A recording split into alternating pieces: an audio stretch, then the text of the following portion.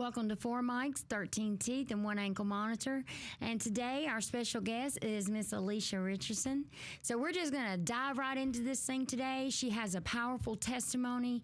Alysha, we're just going to go ahead and just jump into your testimony. Okay, so let's start by tell us a little bit about your childhood. How was your childhood? My childhood was good. I had my mother, who was a single mom. She worked several jobs to take care of me, but she always tried to make everything special, and she did her best.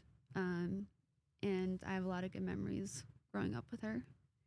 When I was 8, she got married and to my stepdad, and he was not the nicest person to me.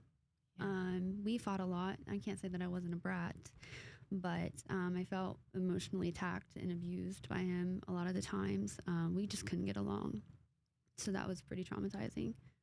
I'm the youngest by 21 years, and I'm the oldest by 13. Okay. So I grew up alone. I didn't have any siblings or cousins near my age, so I just kind of felt really alone all the time. So you kind of felt like the third wheel. Mm-hmm. Okay. So growing up, did you experience any sort of trauma, domestic violence, anything of that sort? No, I think that the trauma was just the emotional abuse that I felt my stepfather dealt to me. Yeah. I just felt like a prisoner. I don't know. It sounds silly, but we did not get along. We could not get along. And to fight with somebody for that long, my mom was married for, I think, 7, 8 years, or 5 to, I don't know how long she was married, but it was a long marriage, and it was a lot of fighting between us. And, I think a lot of people feel that way when you come into a blended family. It's almost like the stepchildren feel like, maybe not as important to the other parent, or like the third wheel, or favoritism's being played. I went through the blended family thing too as well, so I understand what you're saying. And then rejection sets in, and then of course later comes the rebellion, which I was really good at. Me too. So tell us, Alysha, at what age did you realize there was an issue as far as dabbling in drugs, dabbling in this, dabbling in that? It started when I was 15 years old, but it got worse and progressively worse around the age of 18. Mm-hmm. I didn't really do any hard drugs. Well, I did hard drugs, but I wasn't with like meth and heroin until I was in my early 20s. Mm-hmm. So I would have to say my early 20s is kind of where I really, really hit. Yeah. So if you had to pinpoint, let's say, the one thing, the catalyst, if you will, that kind of pushed you in that direction, what would you, looking back, what would you say? When I was 21, I got in a really bad, I didn't get in a bad car wreck, but I was in a car wreck, and it ended up putting me in jail. And it also gave me a felony charge, which I didn't realize what that was until after I got it. So I kind of felt like my life was over. I felt like I wasn't going to have the opportunities that other people were going to have because of it. And that was my first criminal charge ever. So what was, so what was your drug of choice? I mean, I know, if you were anything like me, like I just take whatever I get, that's what I'll take. But everybody kind of has their own drug of choice type thing. What was yours? So yes, as you said, I did dabble in anything that I could. Honestly, I was an IV user, so anything I could put in a needle, I did. But my drug of choice was heroin and meth. So what were some of the other drugs that you tried? Cocaine, DMT, ecstasy, acid, shrooms, weed, fentanyl. Fentanyl is what I ended up putting at, but yeah. And fentanyl is such a problem. There's such an epidemic of overdoses in fentanyl now that it's just gotten like they're lacing it with different things. And I mean, I'm so thankful that I never tried fentanyl. I'm so thankful that I never stuck a needle of heroin in my arm, because I don't know that I would have ever came back from that. Yeah.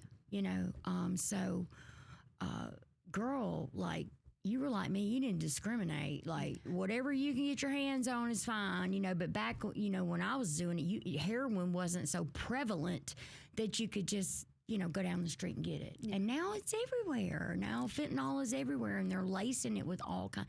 Even marijuana, they're lacing it with Xanax and different kinds of things, and people are overdosing and dying.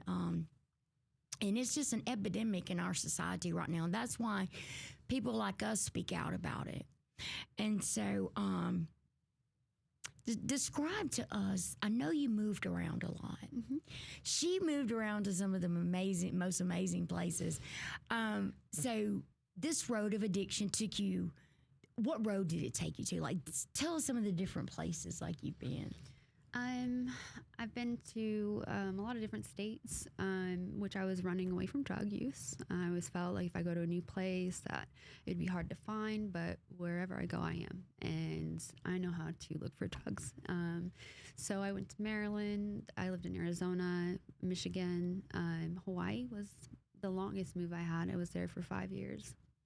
And that's kind of where it was the beginning of the end for me. Yeah. So at this point in Hawaii, is this where you met the father of your child? Yes, I did meet the father of my child in Hawaii on Christmas, actually. Okay. And now, was he also addicted? At the time, he was not. He asked me, have you ever thought about quitting when he met me? And I was like, every day of my life. Yeah. So he kind of made a plan to help me get sober. Okay. And see, that's the thing a lot of people don't realize, especially if you're not familiar with addiction, is the person doesn't want to be addicted. They want to stop. They don't know how to stop. It's almost like a compulsion that takes over. And unless you've been there, you really don't understand the process. You really don't understand the pain involved. I talk about Romans chapter 7 a lot, where Paul says, you know, the thing I want to do, I find myself not doing, but the thing that I don't want to do, I find myself doing that. Like, who is going to save me from this body of death? You know, praise be to God, Jesus, because like I could not do it on my own. Yeah. I could not do it on my own. And so you were in Hawaii for 5 years. Yes, ma'am. Okay, and so tell us about how your daughter came into the picture. So I moved away from Hawaii, and about 2 years later, I got pregnant while I was sober. I was still on Suboxone, so I wasn't that sober. It's still a controlled substance. So, I ended up getting pregnant during my sobriety. It was 2 years ago. Yeah. So, while you were pregnant with your daughter, did you continue to use drugs? Yes, I used through the whole pregnancy, probably anything that you could imagine, honestly. And when I got pregnant, I was like, this is it. Like, there's nothing that could influence me more to stay sober and to, you know, go on the right path. I have, a human being growing inside of me, but it's just not that easy. Yeah. It's almost like the drug just overtakes you.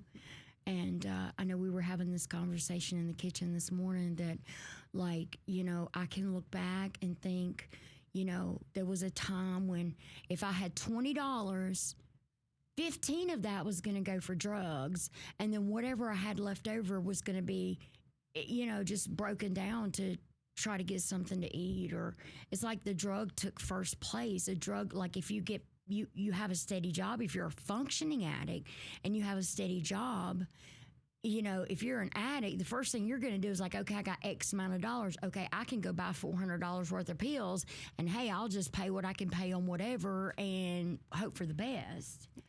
You know, and praise God that we don't have to live that way anymore. Yes. And so, okay, so your daughter was born, you said she's 2. So she was born 2 years ago. Yeah, she'll be 2 November 2nd. Okay. And so tell us walk us through the process of what God's done in your life since you've had your daughter and started the rehab process. Okay, so my daughter, I got to raise her for the first 30 days. I did have a DFACS case, and I got her back after that from staying sober. but then I lost her again, and I relapsed. I got really heavy into drugs, and I just felt like I had no purpose anymore. But there's really no excuse. Right. But I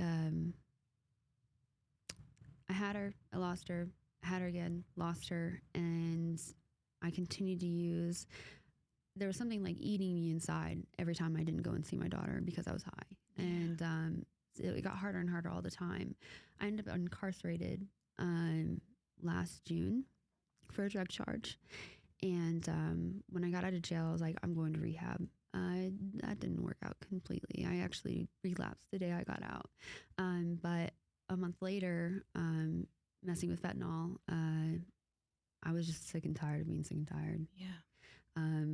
You know, I thought that my daughter would be a good enough reason for me to quit. Always. Yeah. I just always thought it would be, and it wasn't. That's not what made me quit. What made me quit is actually being tired myself and not wanting to live that lifestyle anymore. And, you know, of course, then my daughter becomes a huge motivation within that process. But I went to detox for 10 days, and I told them, do not let me leave here without sending me to rehab, because I will relapse, and I'm not ready. I'm not ready to do that anymore. I'm done. So I got into a residential program for 6 months, and it was the best decision that I've ever made in my entire life. And I think the best thing about you, Alysha, is that you have been so honest about your life and about, I remember when you were telling me about your daughter when she was born, how you just thank God that she didn't have any withdrawals from the things that she did have massive withdrawals. She did have massive withdrawals. She did. She was on a morphine taper. Okay. So she was born very addicted to several substances. Okay, I'm so sorry. She was in NICU for 3 days, and then she went to pediatrics. And she was going down, and she finally raised up, and my daughter is now healthy, advanced, and right. Amazing. So what was meant for evil, God turned around for good. So now she has no side effects of that whatsoever. I mean, that's just the goodness of our God. I mean, if you use drugs and you're pregnant, and you use drugs from the time you find out you're pregnant until the day the baby's born. I mean, you know, there's, in our human thinking, there has to be something wrong with this child, you know. But the God that we serve, is so very good to us when we're not good to ourselves. And so I know that Alysha is with us at the Calumet Center for Healing and Attachment. She's been there like 7 months. Yes. And I have fallen in love with this girl for her heart, for her honesty. If you want an honest, blunt answer, go to Alysha. She's already sized everything up. The girl's got discernment. Like, she'll just tell you how it is. And she has truly blessed my heart and so many others just by her kindness and her honesty, and sharing with the other women about, hey, I've been through this. This is what I did. And she's freely opened up with us about what she's going through. And so right now, you've been with us 7 months. But God is doing so many things in your life. You've got a court date coming up pretty soon. Yes, ma'am. To seek full custody of your daughter. Yes, ma'am. And we've already declared we're going to hear those feet pitter-pattering across the floor. She's coming to us. That's and right. So we just thank God for what he's done in your life, because if you look back 2 years ago, would you think that you would be sitting here doing a podcast, clean and sober? Absolutely not. No. I never saw the end of it. I never did either. I thought I would I really figured like I would be in a ditch somewhere, and then my mom would get the call that, you know, hey, your daughter's dead. And, you know, I never wanted to put my mom through that, but I didn't know how to stop. Yep. I didn't know how to stop. So, what are some of the goals now that you've been through the detox process and you've been with us for 7 months? Other than getting your daughter back, what share some of the goals that you have for yourself, that you're setting for yourself for the future? Well, my number one goal is to stay sober. Amen. Also, I just hope my goals is to find stability, have housing, get a career. find a career that I would love to be a part of, raise my daughter until she's old enough to get out of my house, which I can't even imagine. And just to continue working on myself, forgiving myself, get to know my family again, and myself. I mean, that's actually my number one goal, is to actually understand who I am and what I like outside of drugs. Because when you're that person for 15 years, that is what you know. You know, I've been sober for over a year now, and so I have 1 year sober time that I remember. But I have 15 years behind me that I was a totally different person with different behaviors. So I'm just really trying to understand who I am. What has been the hardest part of being sober? Like, for you, what is it that you deal with that now that you're sober that you didn't deal with when you were addicted? Flashbacks. Yeah. That it's probably the hardest thing, and trying to learn how to forgive myself for what I've done. Yeah. Flashbacks are hard though. Smells, tastes, noise will bring me back to a point where I was using. Yeah. Or a traumatic experience happened because of my use. So it's living with that is probably the hardest part. I think for me, for the first 2 years was my emotions. Like for years, I was like, okay, I've deadened these emotions with all these drugs, because to me, I would rather walk around like a zombie and not feel nothing than to feel the way that I felt, you know. And so, but the best thing in the world was when I gave my life to the Lord, was to allow Him to bring forth these emotions and to help me learn how to deal with them. And not, because my first indication was, you know, I'm only sober a year, and I'm like, my first inclination is, okay, I'm so upset. Whatever my first thought's appeal. My second thought is, okay, I'm gonna go to the tavern, finna get toe up. And the third is like, okay, I'm gonna go get some weed. Like, I had no confidence in myself that I could say no. I had a real problem with self-control. The minute something happened, I'm trying to run and get something to deaden the pain because I don't want to feel it, when the very thing I needed to do was to feel it. Absolutely. And to let God heal me.